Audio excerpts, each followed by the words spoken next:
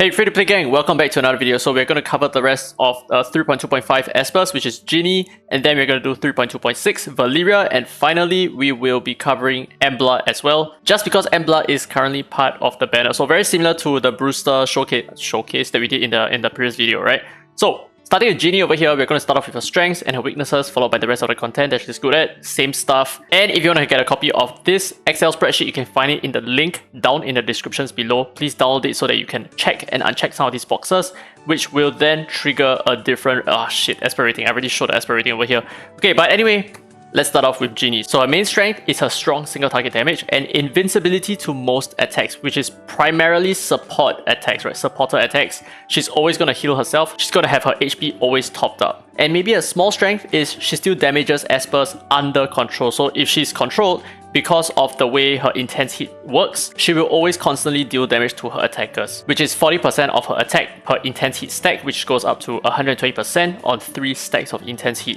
Now, onto her weaknesses. There are 3 main weaknesses that she has. Number 1, diseased. So whenever she has heal block, she will not be able to heal whenever she receives damage. And the way multi-hit attacks work against her is that she will heal herself on the first hit of the multi-hit, and the subsequent multi-hits will damage her and she will not heal her HP up. So when you're using Espers like Liling or maybe even Gaia's, right, those are extremely good counters against Ginny because she's only going to heal herself for the first hit but not the subsequent hits. And her third and most important weakness is probably going to be Biondina, because the way that you're going to build her is you need a mixture of both HP and attack. But as you can see, her base HP is actually really low. Not the best. So the thing is you need to upgrade both her HP and her attack at the same time, which is going to be very, very stat intensive. And therefore, most of the time, you're not going to have a Ginny's HP at around, like, I don't know, 70,000 or above. That's probably not going to be a case. She's probably only going to have like 40 to 50,000 HP at best. So as such, she is very susceptible to one-hit attacks from like Biondina, for example. Biondina is going to be one of the best counters to Ginny right now. Okay, so let's start off with the story and events. She's going to be perfect here because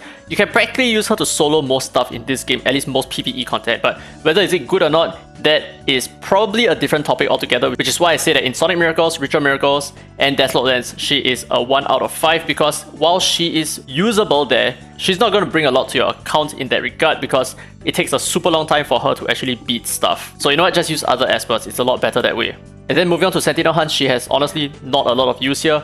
But in the tower content, I think she's okay in Spatial Tower because she can solo stuff, especially the height floors. So she's going to be one of the best counters against those more difficult height floors. And you can practically just solo the entire Spatial Tower with just one Ginny. So yeah, that's where she shines at a little bit. And then in the Celestial Anomaly, she's honestly not very good in any of these content as well. But I think her main selling point is PvP, where she's really good at R2 in 0.1 knockout wall matches and holo battle. So you notice that at R0 she don't shine much at all, if any. In fact, her R0 average rating is a 1.0 out of 5, which is the lowest score ever. But that's not the case for her R2, and the reason why her R2 changes a little bit is because after using her second skill, which is what her AI will prioritize at the start, she will instantly gain a new turn and go straight to her third skill. Now the thing is, I always say that her R6 is a main selling point because she will instantly have 3 intense hit the moment she takes her first turn. But the thing is, at R2 you're not going to get 3 intense hit at the start, which is not the most ideal, but you're still able to go straight into your third skill, which does a pretty sizable damage. So she has that going for herself, and that is what sells her a lot at R2. So honestly, she did beat my expectations in terms of her resonance effect at R2. I kinda undersold her a little bit on her R2, and I do think she is decent at R2 right now. She's not as good as R6, that's for sure. But she's okay, So all in all, an average Esper rating of a C based on her R2 status. But then again, we need to consider the fact that she is only a C rating because we have diluted her PvP focus into other content as well.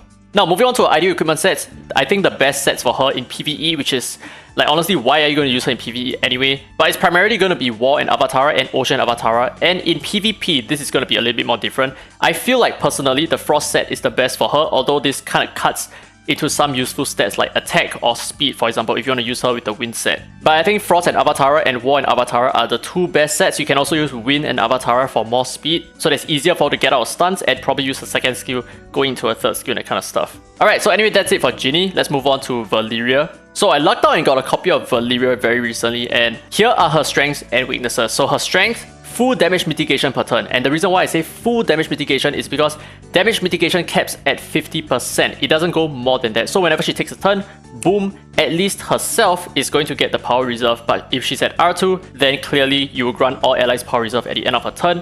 which means full 50% damage mitigation for your entire team whenever she concludes her turn.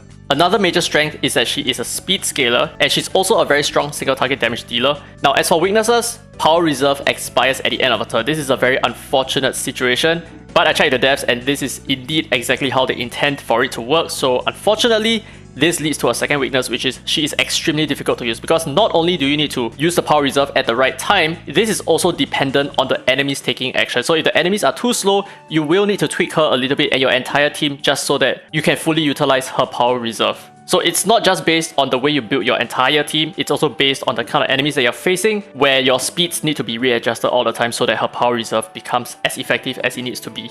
Alright, so because it's a single target damage dealer without any major controls, like she has AP controls, which is her main control. Aside from that, she's just a pure DPS. She is going to lose out in a lot of value across the board. So for example, she has pretty much no use in the story Sonic Rift Cube Miracles. And in terms of the Sonic Miracles, I don't feel like she is exactly that strong, although she is a little bit above average. Now in terms of Ritual Miracles, yes, Chronos, she's gonna be really good, especially at R2, because now you're protecting all of your allies, and if you time her perfectly right, your team will always take 50% less damage, which is, yep, a major selling point in my opinion. But of course at R0, she kind of works for Chronos. It's just that she's only protecting herself and not protecting your allies, but that makes her a pretty tanky DPS as well. So yeah, not bad. Then in Desolate Lands, I think she don't shine at all, not even in Shadow Stream, where even though she takes multiple turns, her entire team needs to be hit in order for her to take a new turn afterwards to benefit from her Power Reserve. So she's not exactly a multi-turn taker, she's just a very fast Esper, but there are much better Espers for this role, like Li Guang for example, much better. Gaius, much better. Now moving on to Sentinel Hunt, I feel like she is above average for Better and a strong above average as well because she has AP control and speed down as well. Yeah, so but the thing is the AP control is really good against Better, especially since she does a lot of speed scaling DPS. So yeah, fantastic use over here. Now in terms of tower content, like I said, she has no controls and she's a single target damage dealer, and therefore she is a 1 across the board. Same goes for Celestial Anomaly except for Sunken Viper, where she shines a lot at R0 and R5. And R2 I mean. You don't really need her to be at R2 for her to work in the Sunken Viper, although she works a lot better at R2 just because she can protect your team.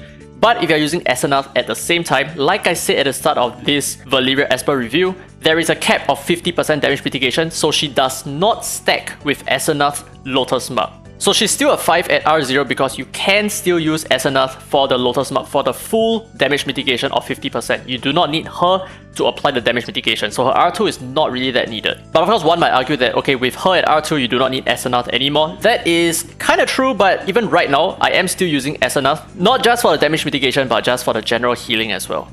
Now moving on to Point War, I feel like her main selling point is probably going to be either the warm-up matches or knockout, but I kind of feel like she's a little bit more skilled towards warm-up matches, because if you can run the team right, you're going to be able to protect your team all the time whenever she takes a turn. So that's going to help you with your sustainability, with your DPS output as well. Pretty good stuff. Now the reason why I rate her a little bit lower for Holo Battles is because you don't really have a lot of slots, and I feel like Sander is just going to be a lot better for that one speed scaling DPS role because he also has stunts and he does a tremendous amount of damage anyway. So I think there is not a lot of reason why you want to use her instead of a Sander. Like your two other Espers could be an attack buffer and an AP pusher as well, right? Something like that. So all in all, an average of a C rating as well, slightly below that of Ginny. Ginny is a 2.8 or 2.9 and Valeria is a 2.7. So Valeria is not really in a very good position right now. Her banner is here mostly just because Sunken Viper in my opinion, but maybe that's about it.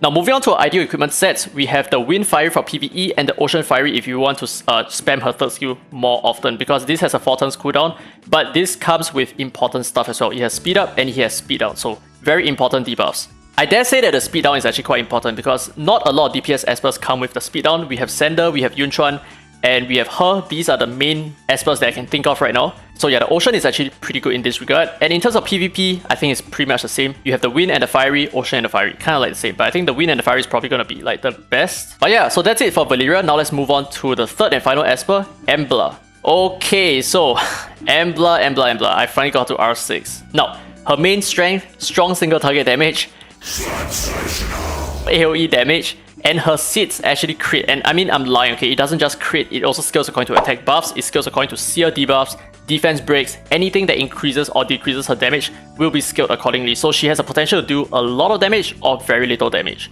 But in most cases, she's gonna deal a shit ton of damage. Now moving on to her weaknesses. These are very important weaknesses that you need to understand as well. So the first thing is the seed application design. All of her attacks that apply the seed debuff will only trigger the seed debuff or will only apply the seed debuff at the end of the attack. So if you kill the enemy, the seed debuff will not be applied. Now her second weakness is that her S2 is usually terrible, so whenever she goes into her second skill, most of the time it's going to be wasted because you threw your third skill here and the rest of your allies attack and you pop that seed, and therefore there is nothing much that your second skill can do because it doesn't reapply more seed debuffs. So you're going to be attacking an enemy without seed debuffs, but of course there are times where you will then attack something else that was infected and then you're going to deal more damage that way, which is okay, but for the most part, most of the time, her second skill is kind of like her setback. Now, of course, her third and final weakness is that she is a debuff-based Esper, so you're not going to be doing anything against height, you're not going to be doing anything against immunity, you're not going to be doing a lot against cleansers, even though by cleansing her seeds, they will deal damage, but it's not the full damage that you want. You want her seeds to actually explode. Alright, let's move on to the rest of the content, which is good and bad in. Now, story events, perfect 5 out of 5. Cute Miracle, she's also pretty good at R2 especially so, because at R2, her seeds will now detonate for AoE damage, which is a major selling point for her AoE DPS. She's pretty good in Story Miracles and pretty decent in APEP as well. I don't want to give her a 5 out of 5 because she multi-hits on 2 of her skills, which is kinda unfortunate, but she does apply the disease, which is very nice when she has the seed debuff on the boss, right? Because whenever you have the seed debuff on the boss, all attacks against that target will have a chance of applying disease. Now next up for Desolate Lens, because she's a debuff based Esper, you cannot apply debuffs and therefore no use over here. Sentinel Hunt, perfect 5 out of 5 for Furbattle and Dark Starlord, no use in Counter Sonica because she don't multi-hit enough. Now for the tower content, I feel like her R2 state is what sells her the most because she's able to cleave stuff. But the reason why for Spatial Tower and Temporal Tower I gave her a 4 out of 5 and not a 5 out of 5 is because they are just much better Espers to cleave stuff with. You can use Gaius, you can use Leora, you can use Camille. Those are much more efficient cleavers. But for Infinity Tower and Calamity Island, because those enemies are a lot tankier, that's where she comes in, because her DPS is really needed over there. And she's also not bad at R0 for these two content because she is able to deal a lot of single target damage, and if you spread the seeds, you're able to deal a lot of focused DPS that way as well, and you can also further spread the seeds afterwards. So yeah, R0 is actually not bad for Infinity Tower and Calamity Island. Now moving on to Celestial Anomaly, she's actually pretty decent all across the board, right? So she's a 3 out of 3 for the Raging Lion. She's a 5 out of 5 for the Soaring Goat, even at R0, because the main thing is you spread the seeds to the boss, regardless of whether you deal AoE damage or not. Now the AoE damage is going to help a little bit, but the main selling point is applying the seed on the boss so that you can deal more single target damage, because the score only goes up if you hit the Soaring Goat and not if you damage the ads. So what I'm trying to say is that AoE damage is usually not that important for the Soaring Goat. Now as for Sunken Viper, she is clearly a 5 out of 5, she does a lot of single target damage, and she is a tight caller herself. And now finally for PvP, I think she's pretty decent in Point Wall, although you need your combo to flow perfectly. So that's like the major setback. There are many other cleaving comps right now that you don't need your combo to work flawlessly. So in some situations, if you're up against a Hyde, if you're up against a Jinuya who is somehow able to steal the turn, then your entire setup fails and she's not going to be that good. But in most cases, your combo is going to flow perfectly. But the thing about Knockout is that there is some other issues here because number one, you cannot control her anymore. And number two, if you put her on the second team, then she's not going to function all the time. It's a little bit more complicated with Knockout. Now for warm-up matches, I don't think she is... I'll probably give her a 2, not a 1, but definitely not anything higher than that because she's just primarily a DPS Esper. I feel like there are just better options out there. Now as for Holo Battles, I think she's just an average Esper over there, so 3 out of 3. Yeah, but all in all, average out a double S tier Esper. No surprises over there, I think she's probably one of the best Inferno DPS Espers right now. And in terms of her ideal equipment sets, we have the Astro Avatara. So this is one way that you can get by the unfortunate case of her second skill, because sometimes when you throw your third skill, you go straight into your second skill, which then puts this on cooldown. So when you take a new turn afterwards, you will be applying more seed debuffs with your Tattered Sword, which is perfect in most situations. And of course, there is also the case where you use your third skill, you don't Astro proc, but when you gain a new turn, you use your second skill, you Astro proc into your first skill, which applies more seed debuffs. So that is also a really good reason why the Astro set is very important. And the Avatar is also very important so that whenever you counter attack, you can reapply more seed debuffs as well, so yeah. And her second PvE set, Wind and Light, this is primarily for APEP. You don't really want to use Astro for APEP because you do not want to break your combo or like attack too many times, or maybe just consume all your skill cooldowns at the start. You want to be more systematic in how you want to handle APEP, and of course the light set for immunity. Now in terms of PvP, I think just going straight up DPS is probably key, so either War Fiery or Thunder Fiery, whichever, works perfectly fine. Alright, anyway, so these are the 3 Espers for 3.2.6. If you have any other questions, feel free to leave it down in the comment section below. And like I said, you can find these 3 spreadsheets down in the descriptions below. You can go ahead and download it and check and uncheck all of these boxes depending on what you need. And of course, you can also change the scoring if you think that she shines more in certain content or she shines less in certain content. That is completely up to you. But anyway, if you enjoyed today's content, don't forget to leave a thumbs up. It really helps the channel, and subscribe for more Dislyte content. Now that it has been very free to play. And as always, I will see you in the next video.